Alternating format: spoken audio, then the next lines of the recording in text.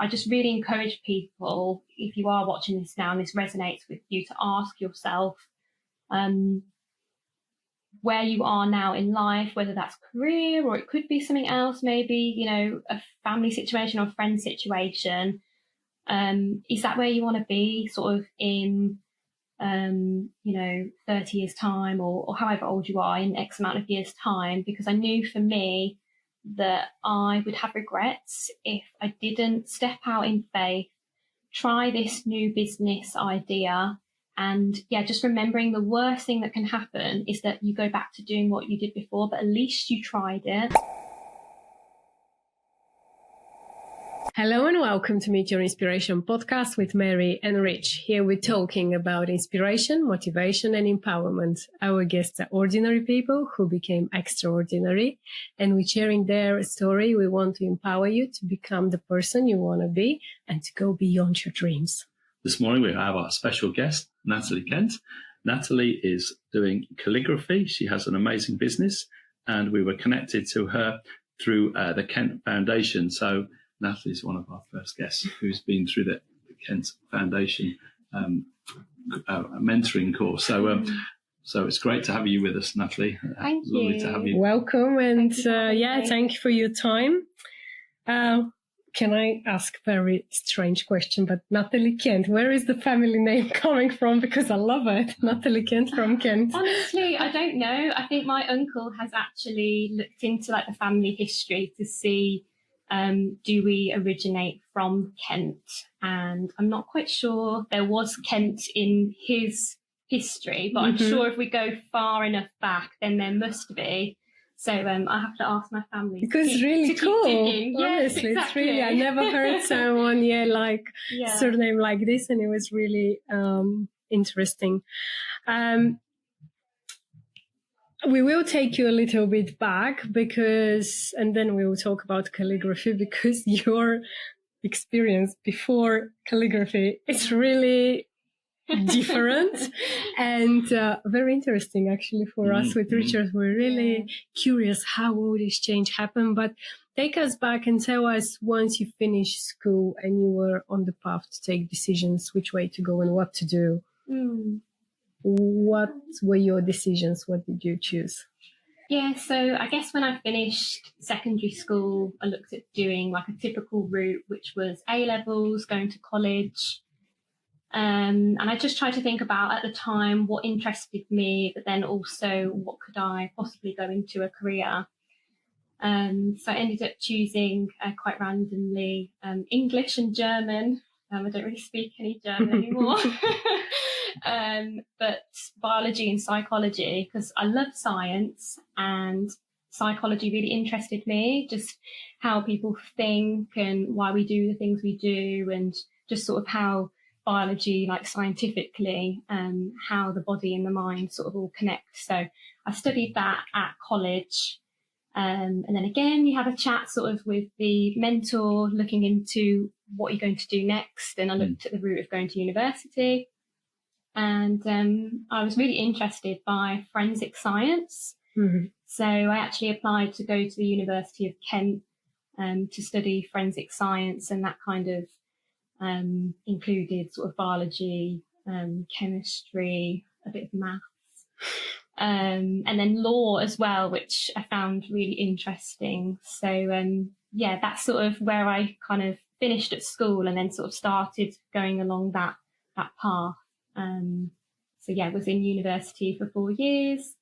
I did a placement year whilst I was there. I moved to Southampton to work for British American Tobacco, to experience what it's like to work in a lab.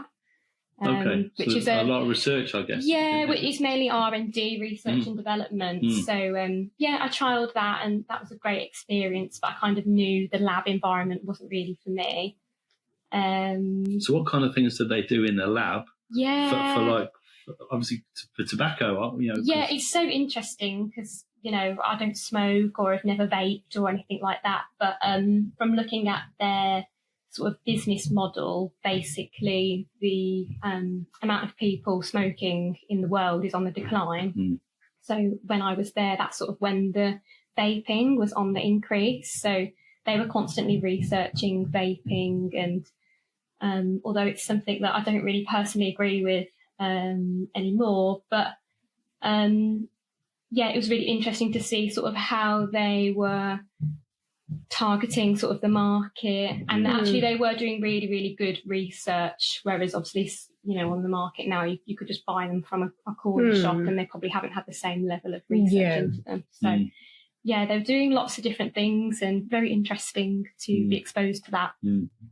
But again, that's really good experience as well, isn't it, to go into the workplace, because so many people in university sort of that the summer like and they're off partying holidays, and you went out and do something really practical to learn something, which is just adds so much more, and work experience, which is really good as well, isn't it? Yeah, that's what I think when I looked at the university degree. Yes, it's great to learn education, but a lot of people, similar probably to me, learn by doing and having that exposure. And actually it was the best thing for me to go and do a placement, because then when I went into my final year, like my dissertation, for example, I actually scored the highest mark out of my whole year.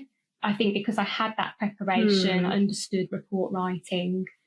Lots of different skills I obtained from doing that. Yeah, I mean, that's amazing advice for anyone who's sort of halfway through university and thinking, oh, should I go to Thailand for the whole of the summer, or should I go and get some work experience? Because the work experience is so much more valuable. Yeah, and people can do a whole year placement, or often a lot of companies are doing summer placements, for the 6 weeks or possibly longer. So, I think anytime you can go into a company, experience how they work, what the people are like and how everything functions, that's the best exposure. And after that, what happened once it's all finished? Yeah, so after I finished my degree, I was looking for a job and sort of not sure where I wanted to go down. And I remember going to this careers fair at the University of Kent, walking around, seeing lots of different jobs, and just wasn't really sure that they were for me. And then I came across Kent Police, and they had a graduate scheme, and they'd never done it before. And I thought, I'm a graduate, I've got like the forensic science background, but in a way I kind of wanted to go in and become a detective. I did love the whole CSI element, but I think, with my background with like the science, the biology. CSI, that's crime scene investigation? That's it, yeah. I decided to go and join on this graduate scheme, which I did, and then started training to become a police officer. Tiny little Natalie became a police officer. Yeah. How long have you worked as police officer? So I joined in August 2018, and then I left in April 2024, so just under 6 years. Wow. Okay. Yeah. What makes you to leave? Was it coming the moment that you thought that it's not maybe the thing you want to do? I think basically I'd gone in, I'd done all the training, and again, the training that you do, all the different things that I saw, the people I spoke to, like whether in the police or out on the streets or vulnerable people that I've dealt with, really gave me so many different skills. And I knew I kind of wanted to go down this detective route. So I did that. And it's quite a long process. There's lots of things you need to do. You've got to do exams, you've got to do portfolios and demonstrate that you're able to be a detective. There was lots of different departments that I tried out. Do you do frontline work as well? So did you do you literally start and doing patrol and sort of wandering around the streets and all that as well? That's what they kind of, I don't know how it is now because I've been out for over a year, but you go in, you do your training for 5 months. It's a long time. And then afterwards you're put on a team, you put on section as they call it.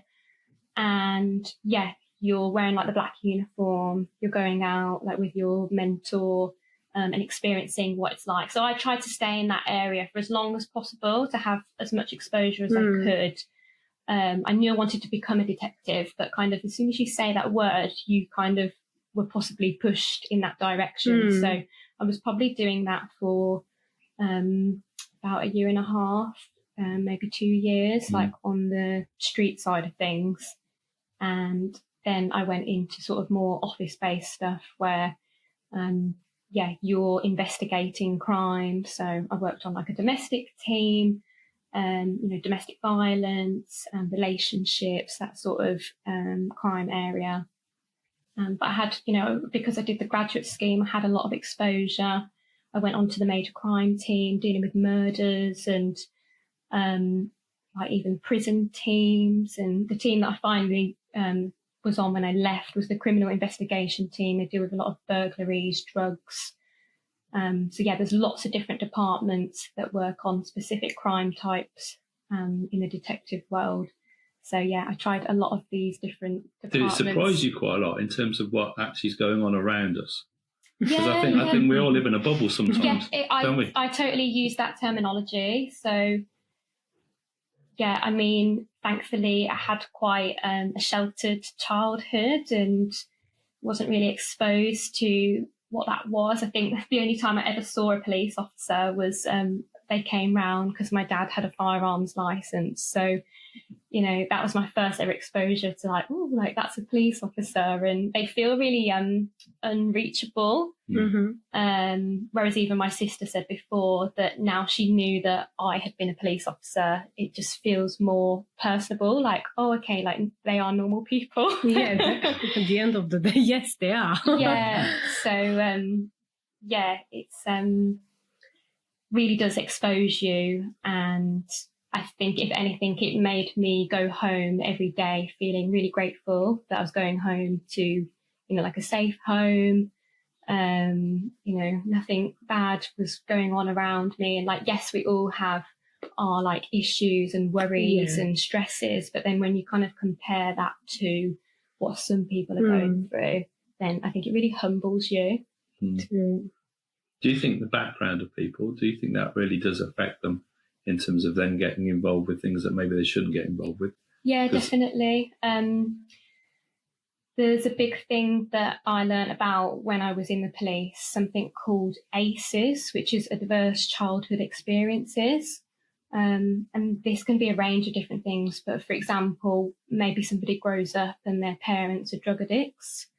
There's more likely a chance that they're going to obviously come into contact with drugs and experience the same sort of problems and addictions. So, I do really see it as like a vicious cycle. And I think sometimes there isn't really enough empathy for people who are in that. Like, I did experience that sometimes in the police, that people would say like, oh, it's the same person in again. But I've always kind of humbled myself in the fact that, well, if I grew up in their circumstances, I'd probably be like that too. So, but in the meantime, it's quite interesting, not only about that situation, but in general, sometimes the kids if something is going on in the family, doesn't matter, it's drug, alcohol, or whatever,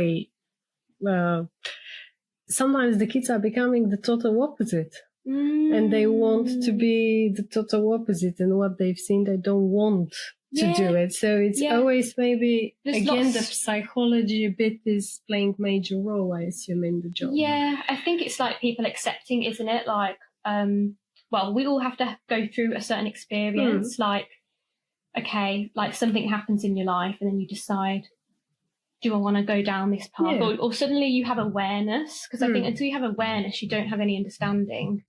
So people then suddenly have an awareness, and you hear of people online now, like Stephen Bartlett, Simon Squibb.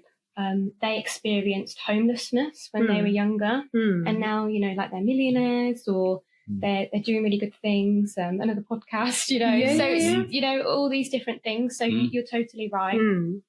I do like when it's going, and it's quite good when people like that and are sharing actually, and they're quite honest, because we all know that nothing is perfect in life. No, nothing's easy. Everybody go through their own battles and problems. But sometimes it's nice to hear from real life and from real people that they did through, and how they juggle and manage to get where they are today. And it's such it's such a driver as well, because I think really until you hear from somebody else who's gone through your situation, it's hard to relate to people. So I think that's why, you know, they have people now, like they might go into prisons and say, oh, you know, I used to be addicted to drugs, or I did this, but then this is how I got through it. And you think, oh, okay. Like they can now relate to somebody who's been through it, because there's always going to be somebody out there who's been through what we've been through. We just need to look for it and we'll find it. Let's get to the beautiful part of your story. How did you start in calligraphy and how this come in your life? Yeah, so it was actually still whilst I worked in the police. So I had a friend from university when I studied, and we're still friends now. And yeah, I've always been really artistic and, you know, liked kind of having a go at all these different things. But yeah, she was going to a calligraphy workshop in London where she used to work, and she kind of just shared it with me and was like, oh, like, why don't you have a go? Like, I think, you know, you might be really good at this. So I was having a look online and I found a calligraphy workshop at a National Trust house in Kent. So I booked myself on to go along and really had no expectations, because the only kind of calligraphy I'd seen is, you know, sort of the old kind of writing and people saying nowadays it's a bit of like a lost art, but I've totally discovered now that it's so beautiful and it's not lost at all.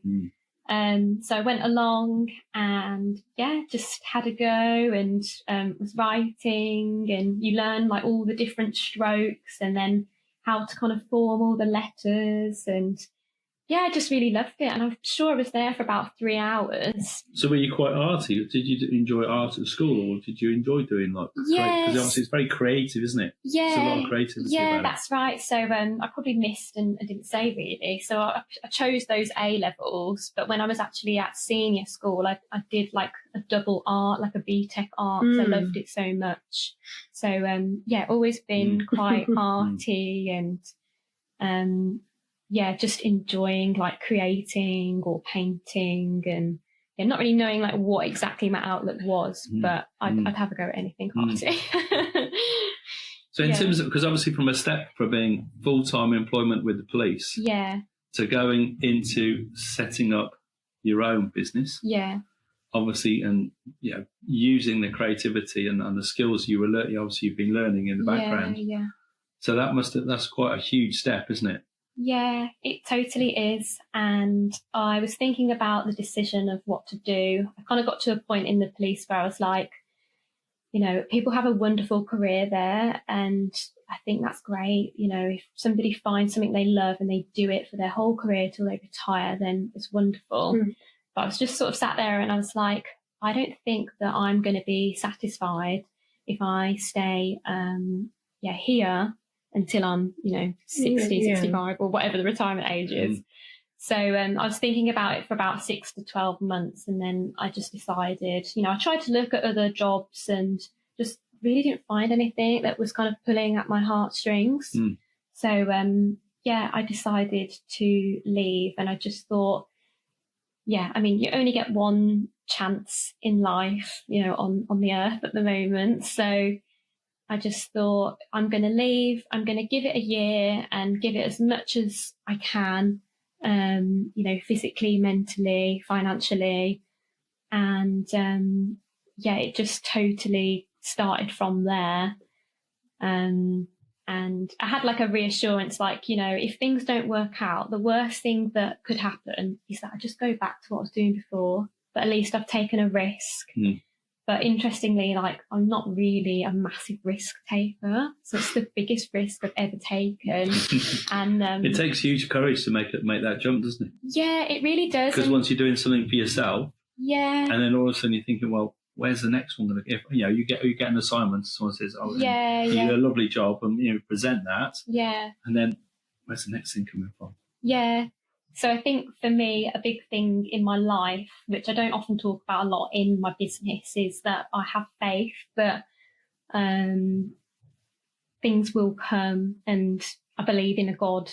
And that's what I focus on, and that's what gives me the hope, the courage, the strength to face every single day when Because really, you might be in a full-time job and it looks like, if you project forward, it looks like, yeah, it's just going to always be there, but you just never know. And it's the same with working for yourself. You just never know when that next job's going to come in. You can do the work, you can go and, talk to all the clients that you want, do all the marketing that you want, but really certain things I feel are out of our control.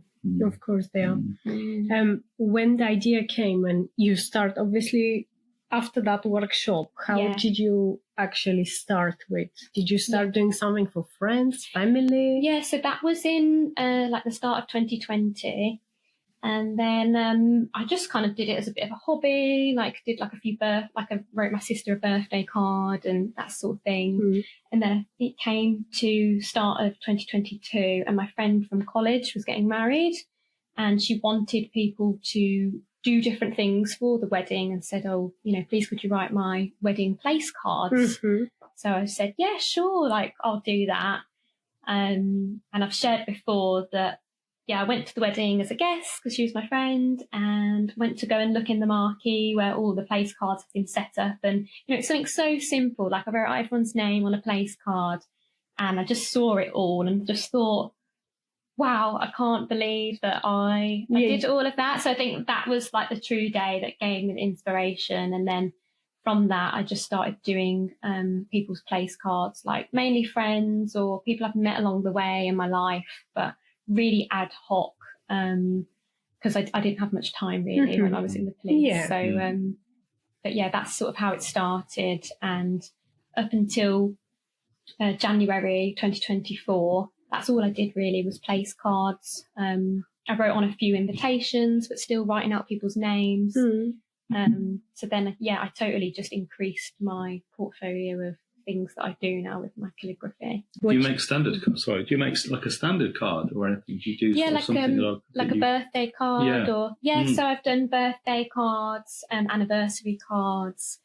So as I was saying before, that calligraphy is so versatile. Like yes, you can do it for weddings, you can do it for like events, like awards evenings or corporate events. So there's so many different things that I can do it with. Give you a really big market to explore and to... Yeah, and I think over this sort of I'm just over the first year now of doing the business, and that time sort of really allowed me to trial and think, okay, I'm going to try this. Did I enjoy that? Like, would I want to sell that as a product? And actually finding sort of what my niche is. Because I like doing lots of different things. So like I like to do the weddings. And then I've got something else now that I'm starting to prep to do workshops, so to teach other people. Nice. But then also share calligraphy with people for well-being. So whether it's like a corporate event, getting like a team together, like a well-being day and sharing calligraphy, but then also sharing the well-being that calligraphy has brought me in a time where actually I was quite stressed and burnt out from working in the police. Sounds really interesting. Who helped? I assume, and I know that you had people on your journey that helped you in the beginning. How did you reach to these people? How you found your mentors? How you answer all these questions to set up a business, to start? Because there are lots of questions in everyone's head. To start. I totally... I've never done a business before, had no idea how to even run a business. And to be honest, I'm still learning today because it's really, just something crazy to learn. But I actually remember sitting on the floor in my lounge thinking, I need to learn about business. I have no idea what to do. So I just searched about it online. I'm local to Maidstone, so I put that in and I actually found a women's startup business course. So I signed up to that. It was 2 full days, but we learned about finance, marketing, writing a business plan.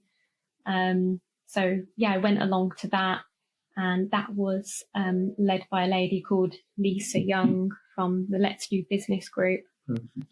So it's kind of just putting yourself out there, and I think until I stepped into this business world, I didn't realise how much help and support there is. I think sometimes you think, oh, you're going to be really alone and, no one's really going to be there to help you, especially when you've got friends and family who haven't got their own business. They don't know what to do either. So just stepping out there, I found so many different people, and also going to like networking events. I've just expanded my network by speaking to different people along the way. And that's a really good way of reaching out, particularly with what you're doing, because you're definitely going to find people who are interested, aren't you, in that situation when you do networking? Yeah. Did you find that easy or not? Walking into rooms, lots of people. I mean, obviously you met people all the time. Yeah, definitely. Obviously, being in the police helps because you have to talk to everybody, and the most powerful thing is your communication. If you can't talk to anybody, then how are you going to resolve anything? Exactly. So, I think like anybody really in any situation, sometimes I might feel a little bit nervous, but I just acknowledge that that's a normal feeling for any human being, whether we're speaking in front of a group of people or we're going into a location we don't know and people we don't know. So, I think just going in with as much confidence as you can, talking to people, asking them about their business, showing interest, and then, you can talk about yourself as well. And ultimately, you might be there to network, then you might be there to hear from somebody else speaking or giving a presentation. So, and it's like practice as well. The more you do things, the more easier it feels. You definitely learn, don't you, every time you go to a networking event, particularly if someone's speaking for, even if it's for 5 or 10 minutes, you learn something new from what they're sharing as well, which is really interesting. Yeah, you've always got to hold on to that, isn't it? Until the day we die, we'll be learning every single day. So that's a great point of view to try and learn something new every day. Escape to luxury at Hempstead House Hotel and Spa, an elegant country house hotel in Bapchild, near Sittingbourne, Kent. Relax with indulgent spa treatments. Dine in style with exquisite cuisine. Perfect for getaways, weddings and events. Experience luxury in the heart of Kent. Book your stay today. Be the first to discover Kent's best events all in one free app. What's On in Kent is a new and rapidly growing app where you can find days out information, places to eat, festivals, concerts, markets, and much more around you. Just with few clicks on your phone or computer, you can stay updated with real-time info and explore events across Kent. Don't even think twice. Just download. It's free.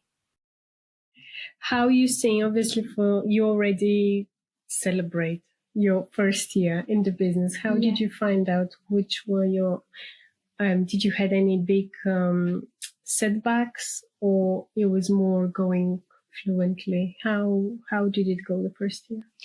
Yeah, so I think really the first year was just like a bit of a roller coaster because, initially my items that I sell or my products are mainly like wedding industry, and I haven't really had any exposure to that. So again, it's like any business experiencing what the financial year is like.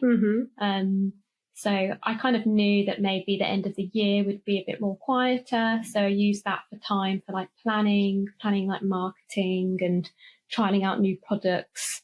And then I also thought January would be quite quiet, but no. So that was interesting because I planned to do lots of other things and had to move stuff around. But actually it's a brand new year. If people are getting married that year, then they kind of just hit the ground running and they need to sort everything out. So that was just like a learning experience, experiencing what, the year looks like. And then also, just mentally and like understanding how business works. Because like I said before, sometimes working in a business can feel like a lonely place, but by doing the networking, reaching out to other business owners, reaching out to other people who do calligraphy online, I found a community of people that, I can just ask a question and I think that's what's really great. And I've spoken to a lady about this recently, that even in my area of calligraphy, there's enough room for everybody to do what they want to do. And sometimes I think people feel scared that, I can't ask them because they've got loads of followers and they've got a really big business. But I did it recently. I had an issue with one of my products. I didn't know how to get around it. And I just thought, I'm just going to ask people. And it's amazing then what kind of response you get from people. So yeah, because everybody were on that journey. Yeah. And it's good when, of course, maybe sometimes you can get someone that might not be that nice and humble, but the majority, they will always help because they will see in you themselves back in the time. So yeah, exactly. And that's just a representation, isn't it, of like the world, unfortunately. You know, I've met so many lovely people along the way, so many people who I'd love to shout out and thank them for their support. But yeah, you will get the odd person, and that helps you build resilience to think, actually, this is the thing, and this is the point to make, that resilience needs to be built, not to go back and to start doubting yourself. It's a bit more the other way around to look.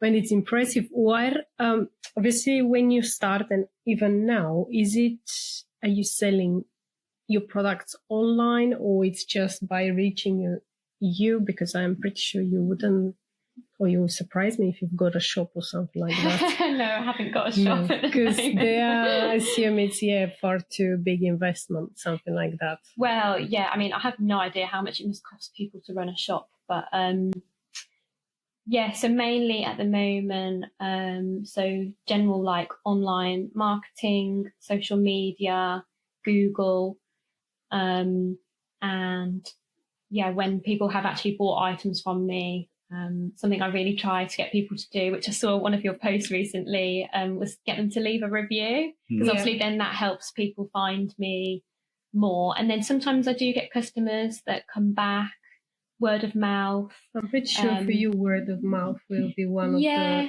And another one is just going to meet people, so like going to wedding fairs and that. But from chatting to a few different suppliers, although we do still get work from that, a lot of the world is moving digital. You know, if somebody's getting married, then straight away they'll be looking online, and so we need to make sure that we're online.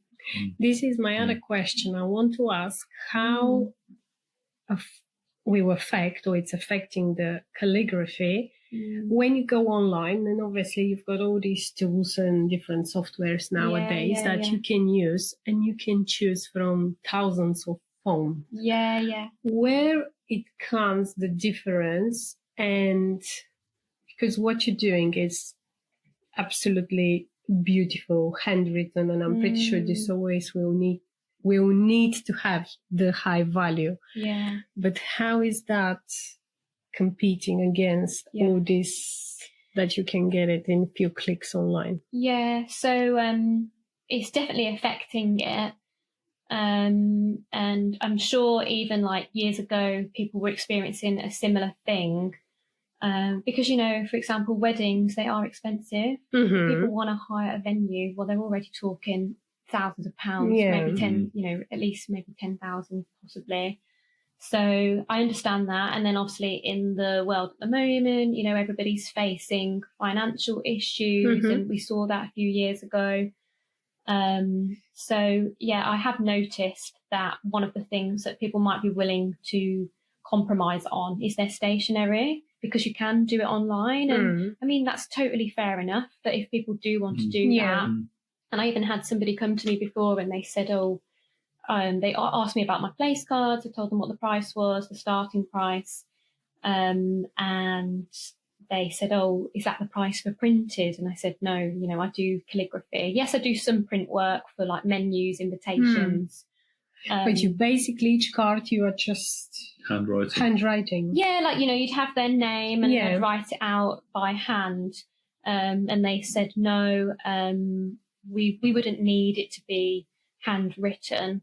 So that just got me thinking, and I just understood then that not everybody understands the value of handwritten. And it's like any market, you're never going to be for everybody. So for me, it's just understanding that there are facilities out there for people to design their own things and get them printed, and that's totally fine. And now I just accept that they're not my customers. My customers really value how bespoke they are. They're handmade. They feel sentimental. They, you know, their value that they want to share with their guests. And it's really like a high-end luxury item that people are adding to their weddings or their events.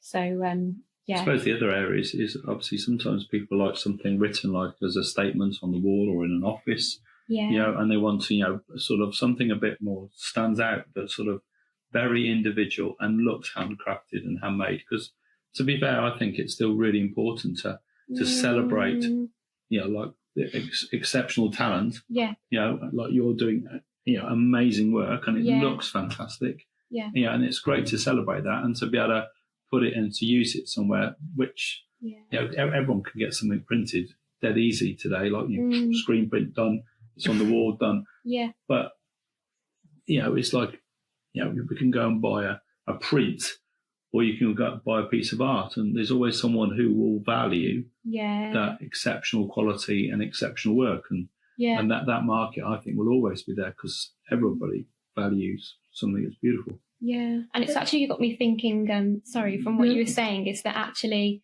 with like the move of like AI, like all these different things, how some, a robot can just make something for us, then there is going to be an increase in people wanting things done digitally or something being done for themselves. But like you say, there's always going to be a space for real art by real people and real value. I'm pretty sure in a very short time there will be a very big turn back, and people will go back to exactly what exactly. Yeah. Because at the end of the day, of course, we are using as well AI on some of the things with the podcasts needed, which help for the production.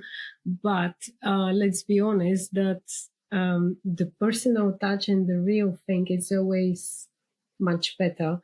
And I'm pretty sure depends what people are using AI for, but sometimes it will start to be just the same. Yeah. And if you don't want to be in the same frame and everything to be the same, and you want to stand out, it's going to be back to the hand. And you can tell as well, because and though as a calligrapher, I'm sure it's probably pretty much pinpoint perfect, but I'm absolutely sure as well, sometimes that slight individual thing that you'll have in your character in the way you move your hand will give you that absolutely individual. We've got a few things on display. We would love. And you can go through them and explain about them, because also the tools of the trade as well. We all forget about the tools of the trade. That's a few different things that I've written, and absolutely beautiful. Recently had that conversation with a client, actually, because something I have suffered with really with myself is that perfectionism tendencies. And this is a real test because it can't be perfect, like it's imperfectly perfect. And I mean, the biggest compliment to me is when people say, is that printed? And I say, no, it's handwritten. And they're so shocked, and it's beautiful to see. So I'm pretty sure somewhere you always need to write that, or probably your label is enough to say need to that. Put something on the back that is printed, handwritten by. Yes, I'm pretty sure, because people, as you said, nowadays, if you look at with text as well, because we are used to have everything printed, and that's why you wouldn't realize. So I'm pretty sure. And you do see it around. I was at a networking event earlier this week at a church, and downstairs in their toilets they had old writing from 1800s or so, and obviously it's all with the ink and the nib, and it's just so beautiful. Of course, it will be. That's my passion and my reason for doing the calligraphy, because. And how long will it take you to do something like that? Because it's so exacting. Yeah, so it does depend really. I'm just thinking possibly that one about 15 minutes or so. Okay. It depends, like if I've done it before. There's certain tools that I use sometimes, like lasers for lines to get them straight. And because that's one of the things, isn't it? It looks so exact. Yeah, just trying to get things straight. So it's kind of like applying a bit of making it perfect, but then like you say, I might look at that and see, oh, actually, Your there's eyes something will, a bit there, of but course. that's obviously just me, and we are our own worst critic, aren't we? And do you have to use the same size pen, for example, or do you change the pen or the nib depending on how big you're going to write? Yes, so anything that's sort of handwritten on like card and up to kind of like A4 size, then I can use my pen and my nib. You can change the nib. There's different nib shapes and styles. I have a preferred one, but there's lots of different ones you can try. But then as I get bigger and bigger, so I've done a few like A3, A2 signs, like wedding. Then I can't unfortunately use this anymore. This is my favourite piece of tools.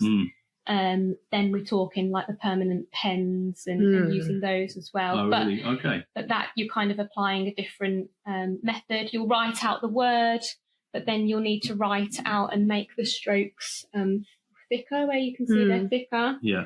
And that's called faux calligraphy. So when you step into the world of calligraphy, there's lots of different methods. So mainly the pen and the nib, but then sometimes other pens.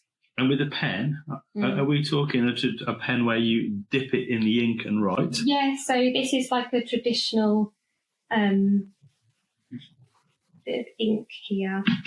And yeah, you would dip that in. I've got some paper down here actually, so I'll just give you a quick little demo. Hold that. Oh yes, please, thank you. I didn't want to get pen on the table. Thank you. So if you've got your pen, you would dip it into your ink. And it's unusual because it's a different shape completely the end to what you imagine. This end? Yeah, well, because traditionally, obviously, a pen is just like one straight piece with the nib on the end. Yeah, but that's got something very. It kind of reminds me of when we'd use like Parker pens. And we'd actually fill up the ink tank. So yes, like we would. Sometimes you have to give it a bit of a mix.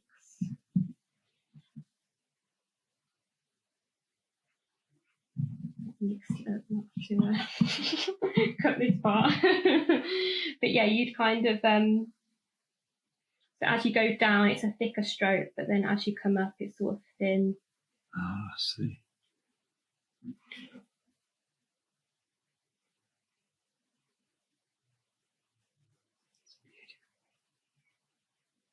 It's so delicate, absolutely delicate, isn't it? Yeah, so that's not for everyone. I've just written the nose. Oh my word, look at this beauty. But yeah, and again, like I said earlier, with the well-being aspect of it, when I first started calligraphy, you can't think of anything else. I'm sure there's probably things in your life that you do to slow down, whereas when I'm doing this, I need to concentrate. Every kind of worry and stress that I've got going on is sort of, put to the back of my mind temporarily whilst I do this. And that's what I did a little workshop on recently this week, just encouraging people to slow down, to breathe, and just to take their time. And you can do that with, your handwriting in normal life.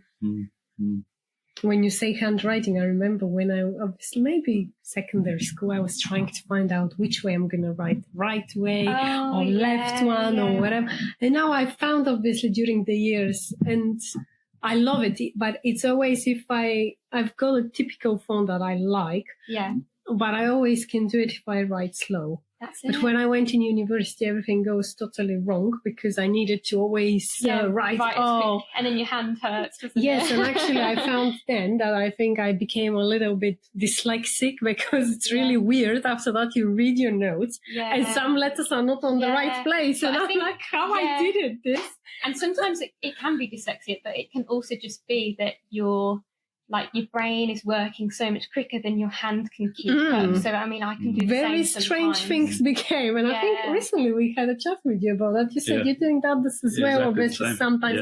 And I never thought, but it might be something that I can read it absolutely okay as well. Yeah. But if you are a bit, sometimes word can tell you, excuse me, this is not right. And you think, okay. Yeah, but even with that, we're human and we are allowed to make mistakes. Yeah. No, that looks absolutely beautiful. But the amazing thing Yeah. is, the more you do, I mean, obviously, sort of, the more text you put onto a piece of paper, Yeah. you've got to carry on being exact, because Yeah. you can so easily get to the last line Oh, yes. and mess it up, and then you have to do Did the you have whole thing moments again. like that? Yeah, I do. Because sometimes, if you haven't prepped your pen properly, or maybe the card isn't good quality, or maybe the card's been printed, but obviously if it's been made flat, but then there might be a little bit that's kind of caught up and it can catch, and then the ink can kind of spread. Yeah. But again, it's just knowing that actually when that happens to me, I just say that it's not really just me. It's sometimes, I mean, sometimes it is me, but sometimes it is the materials, and it's just natural. And I have to ask myself, like, what kind of headspace am I in whilst I'm writing this? Am I actually slowing down?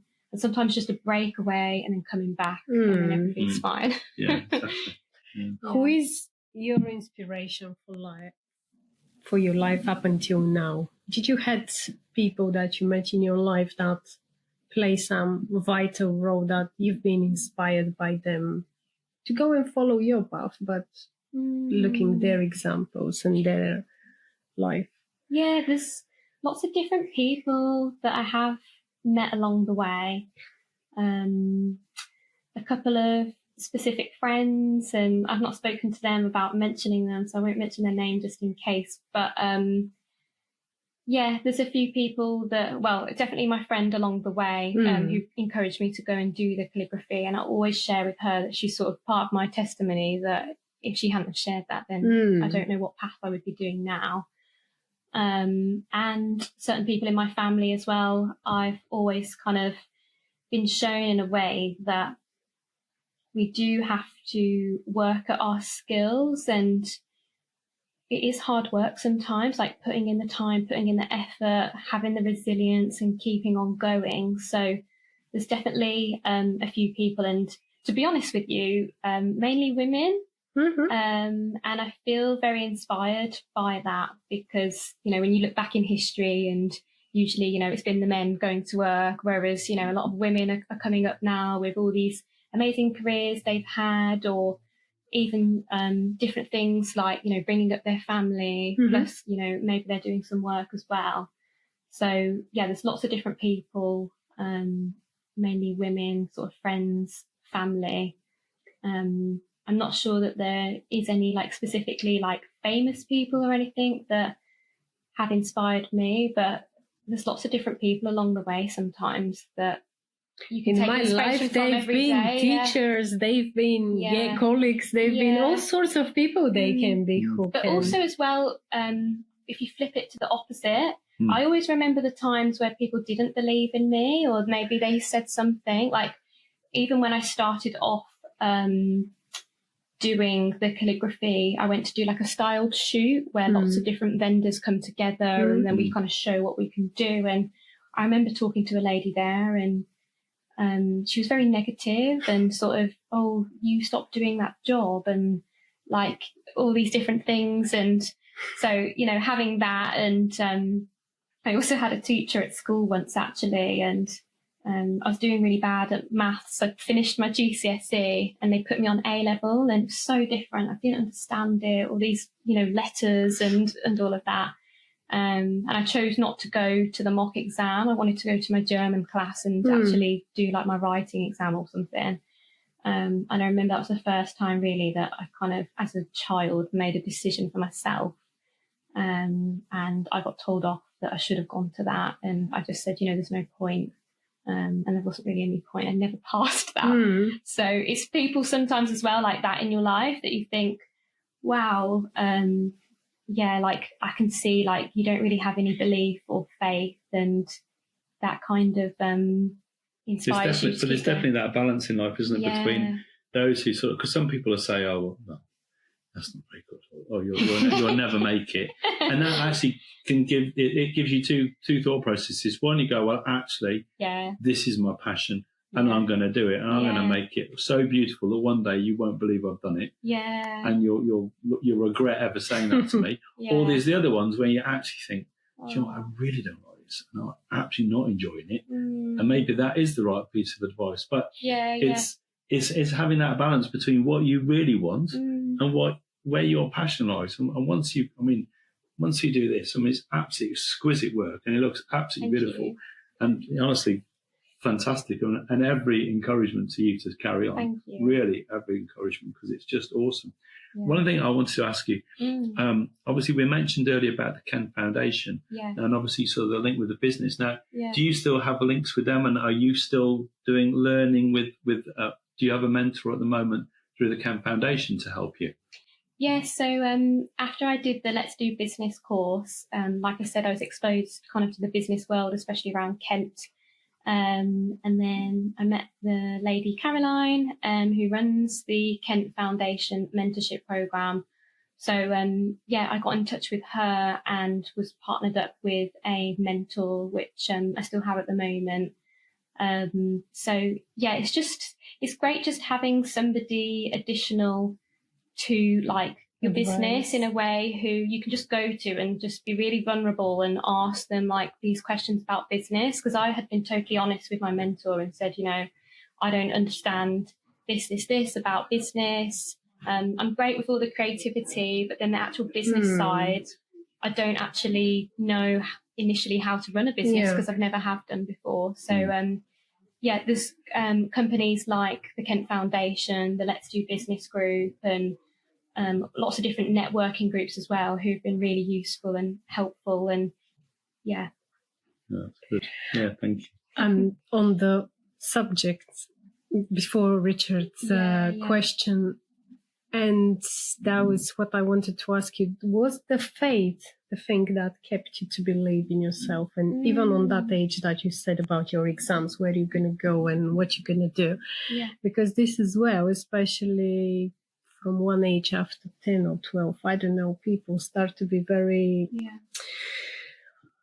You need to have a strength to follow your gut and what you want to do. What was keeping you always to follow your heart, let's say? Yeah. Was it the faith, or was it particular support to someone in the family, or? Yeah, I guess, thinking back to when I was younger, I always kind of had my mum to look up to. She worked a lot when me and my sister were younger, and she just did everything to provide for us. And she was really an inspiration for, how amazing women can be. I think from seeing that from a young age, I kind of picked up this ability to be independent and, have a bit of a drive for myself and my life. And, so definitely in that sense, she has been like an inspiration and a support. But then the faith is more kind of later on in my life, sort of from my 20s onwards. But the faith was what helped me leave the police, because, I spoke to my boss at the time, and everybody was totally shocked that I was leaving a really good career with no other job to go to at the time. And everybody thought I was crazy. This is what I mean, because for me, as you explain, is a quite big step, especially you leaving something that kind of you already settle, and it is your path already written, and you leave it just to start something from scratch where you don't have any experience what and how it's going to be. For this is really, you need, the words are the courage, the faith, the belief, that's it. And I'm pretty sure at that point as well, this is the moment where you will have, I'm pretty sure, a small support group and a large group that will tell you that you're crazy, because this is how it usually works. Yeah. And I really admire people like you, and I always keep saying it here. I really admire these people that, although there is just few people that will stand behind you, they take the risk or the courage and they go and do it. Yeah. So, what was your secret ingredient that you're like, think whatever you want, people, I'm going ahead and I'm going to give it a try? Yeah, I've totally just come back to that point of, I didn't make a rash decision. I thought about this decision for 6 to 12 months, as I said. But it was really a question for me. And I've put it out there on social media and LinkedIn before. And I just really encourage people, if you are watching this now and this resonates with you, to ask yourself where you are now in life, whether that's career or it could be something else, maybe, you know, a family situation or a friend situation. Is that where you want to be sort of in, 30 years time or however old you are in X amount of years time? Because I knew for me that I would have regrets if I didn't step out in faith, try this new business idea. And yeah, just remembering the worst thing that can happen is that you go back to doing what you did before, but at least you tried it. So yeah, definitely for me was the faith, and I knew it was the right thing, because although, you know, everybody around me at work and the world really would class me as crazy for doing that, I just had total peace about it. So yeah, never kind of like put your gut feeling down, because yeah, the world will try and tell you you're crazy, don't do this, don't do that. But if something feels right to you, sit on it, wait on it, pray about it, whatever you want to do. And I think that you will find the right decision. Give the chance. I really like that. Yeah. What is the worst that it can happen? And yeah, the worst is that if it didn't work, yeah, and you kind of like you give yourself a set time. Like for me, I just thought, well, okay, let me leave, let me give it a year, and if things have gone crazy and I can't cope and I can't do it, well, the worst thing is that I can just go back to doing what I did before. And then actually it's the art of looking back sometimes, isn't it, and thinking, wow, that's where I started, this is where I am now. And I can keep going. And there are other things you can do along the way, like to support yourself. And that's the thing for me I see with my business, is I didn't start this business to become a millionaire or something like that. There's that book, the Simon Sinek one, which is Start With Why. Yes. So you really have to ask yourself, what is your why? Why are you starting this business? Because often if it's just to do with money, then it's not going to work. It's going to fail, because you need a why around, you know, whether it's people or like a passion or a skill that you've got. And then the money will come as a byproduct. And that's something that I learned at a networking event earlier this week, actually, is focus on the people, focus on the why, and the other things will come as a byproduct. I think there's a great conscience as well. Sometimes when you're employed in a certain situation, then if you have got a faith and you've got a conscience about certain things, you have to be very careful how you personally deal with that. Yeah. Because there are some situations you could be put into a situation where you're told to do it in a certain way, and your moral code will tell you that it actually isn't the right way to deal with that situation or that person, or doing something which is ethically correct. Yeah. So your conscience, you know, and you're then you're having an argument with yourself between, because that's a real battle between someone telling you you've got to do it this way, because that is the way we'll deal with that. Yeah. But actually you go, well, actually that's not the right way to deal with that at all, or that person, or that situation. And if you then do it, it causes a great difficulty. And I think, and the one amazing thing about being your own boss is that when you've got a conscience about something, you can make the decision which you actually feel right with. And I think that's one of the things that I think you articulated really well a moment ago, because it's such a difference. And people who don't have a faith at all, that their conscience doesn't really matter. It doesn't matter how you treat that person or what you do with that person. Yeah. But if you've got a real conscience about it, you can do it exactly as you feel is the correct way to do it. And I think that's very helpful. Yeah. Thank you. Do you want to tell us about this? Because it looks really interesting. Yeah, I put a few little bits out. Yeah, so this I've got a tambourine, which Is it for weddings? Yeah, or it's for a wedding. This was one that we didn't go ahead and use in the end. But yeah, I had a lovely client recently who's getting married in Italy. Oh, nice. So yeah, she wanted some tambourines for her wedding as her place cards. So yeah, it's really beautiful. And then It's I got really- to draw some lemons on. And on that's a them. good idea, because of that people can have that one as a memory from Exactly, they That's can the just coolest keep it, souvenir ever. and yeah, I think because they'll be coming in, and then they can all have a little tambourines as they Cool. come in. So, Great idea. yeah, Very lots well. of versatility, and then yeah, I had a few sort of the place cards and that as well that people will have for their wedding. But I always love when I get really different names, because like it's not like a name that I usually write. Yes. So No, yeah. That It's a really makes you as well the unusual creativity to make it even it's better. just so wonderful, and that's what I always say to different clients, that I love it that every whether it's a wedding client or so, or like events, they have got like their own sort of ideas, inspiration.